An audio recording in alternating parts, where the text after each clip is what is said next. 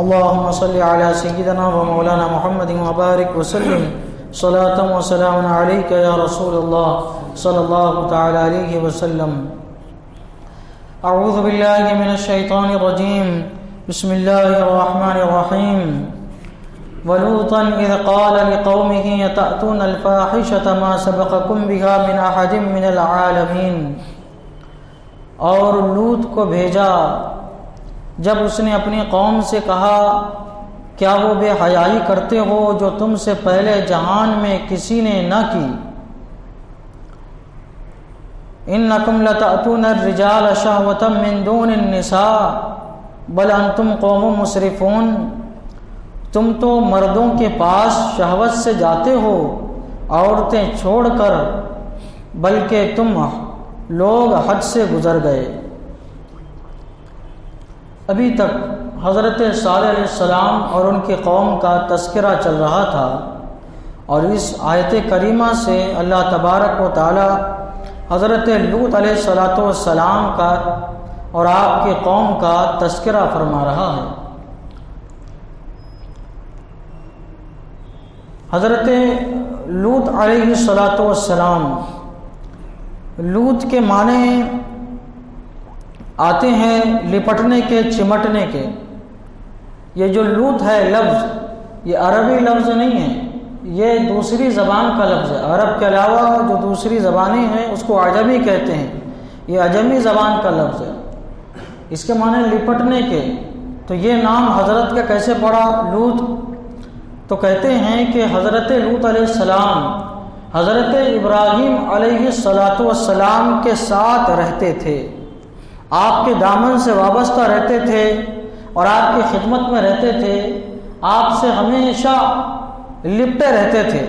اس لیے آپ کا نام کیا پڑ گیا؟ لوط پڑ گیا. اب یہ حضرت ابراہیم علیہ السلام اور آپ کی نسبت کیا تھی؟ تو کہتے ہیں حضرت لوط علیہ السلام حضرت ابراہیم علیہ السلام کے بھتیجے تھے. حضرت ابراہیم علیہ السلام کے بھائی کا نام تھا ہاران. ہاران کے صاحبزادے تھے حضرت لوط علیہ السلام.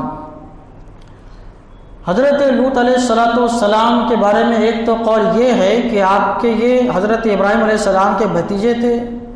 دوسرا قول یہ ہے کہ یہ حضرت ابراہیم علیہ السلام کے چچا زاد اور خالہ زاد بھائی تھے.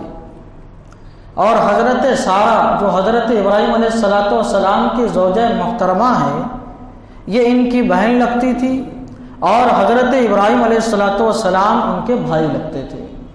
لیکن یہ قول کیا ہے؟ ضعیف ہے. زیادہ صحیح قول یہ ہے کہ یہ حضرت ابراہیم علیہ السلام کے بھتیجے تھے، لیکن یہ حضرت ابراہیم علیہ السلام کے ساتھ رہتے تھے. حضرت ابراہیم علیہ السلام کے ساتھ یہ رہتے تھے بابل میں. لیکن جب حضرت ابراہیم علیہ السلام نے وہاں سے ہجرت فرمائی تو یہ بھی حضرت ابراہیم علیہ السلام کے ساتھ ان کے ساتھ ہو لیے. 3 لوگوں کا مختصر قافلہ وہاں سے نکلا. یہ تھے حضرت لوط علیہ السلام، حضرت ابراہیم علیہ السلام اور حضرت سارہ. یہ تینوں کیا ہے؟ آپس میں نکلے. راستے میں فلسطین پڑا تو حضرت ابراہیم علیہ السلام وہیں فلسطین میں آباد ہو گئے، وہیں پہ آپ مقیم ہو گئے. حضرت لوط علیہ السلام آگے بڑھے. ملک شام میں ایک جگہ ہے حمص، اور اسی کے قریب ایک بستی ہے اردن. حضرت لوط علیہ السلام وہیں پہ جا کے مقیم ہو گئے. حضرت لوط علیہ السلام یہ حضرت ابراہیم علیہ السلام کی دعا کی نسبت سے نبی بن گئے. نبوت کسبی ہوتی ہے، عطائی ہوتی ہے. نبوت کسبی بھی ہو سکتی ہے، عطائی بھی ہو سکتی ہے. نبوت عطائی ہوتی ہے، جیسا کہ اللہ تبارک و تعالیٰ نے اپنے فضل و کرم سے نبی بنایا. یہ کیا ہو؟ اور نبوت کسبی کیسے ہوئی کہ حضرت لوط علیہ السلام نبی نہیں تھے. حضرت ابراہیم علیہ السلام نے ان کے لیے دعا فرمائی کہ مولا تعالیٰ لوط میرے بھتیجے کو نبی بنا دے. تو حضرت ابراہیم علیہ السلام کی دعا کو اللہ نے قبول فرمایا اور حضرت لوط علیہ السلام کو اللہ نے نبی بنا دیا۔ جیسا کہ حضرت موسیٰ علیہ السلام نے دعا فرمائی کہ اپنے بھائی حضرت ہارون کے لیے اے مولا تعالیٰ ہارون کو نبی بنا دے، تو اللہ تعالیٰ نے حضرت ہارون کو حضرت موسیٰ علیہ السلام کی دعا کے صدقہ طفیل میں نبی بنا دیا۔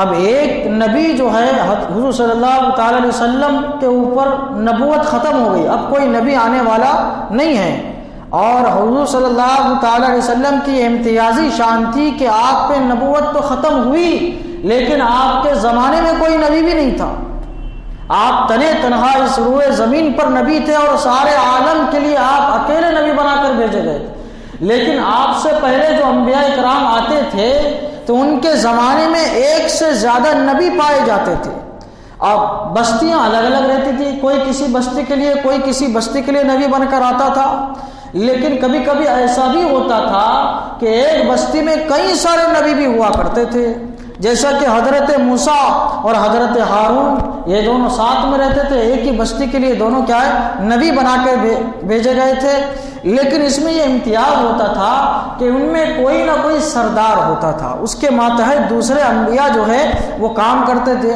حضرت سلیمان علیہ السلام کے بارے میں آتا ہے کہ آپ کے ماتحت 1000 انبیاء کرام علیہ السلام تھے، حضرت سلیمان علیہ السلام ان کے سردار تھے۔